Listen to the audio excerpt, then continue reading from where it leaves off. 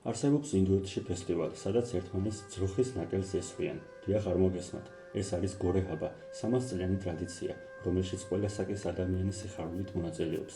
გორე-ჰაბა არ არის ეროვნული დღესასწაული, არამედ ლოკალური ხალხური რიტუალი, რომელსაც ძირითადად კურუბას ტომი აღნიშნავს. ფესტივალი ეძღვნება ღმერთს სახელად ბეირაპა, რომელიც ლეგენდის მიხედვით ძროხის ნაკელისგან დაიბადა. ადგილობრივების რწმენით, ამ დღესასწაულში მონაწილეობა კურნოს დაავადებებს, ძმებს სხეულს და სულს, რამდენადაც ირონიულად არ უნდა ჟღერდეს. ფესტივალი იწყება დილით.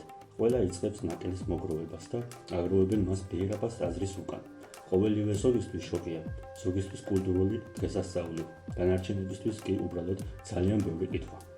ეს ფესტივალი გვახსენებს ერთ რამეს, რაც ერთ კულტურაში აბსურდია, მეორეში წმინდა ტრადიცია. და სანამ გავიცინებთ, კარგია გვახსოვდეს, ეს ადამიანები ასე 300 წელი ცხოვრობენ. თქვენ რას ფიქრობთ? ტრადიცია ყველაფერს ამართლებს თუ არის სხვა, რომელიც არ უნდა გადაიკვეთოს?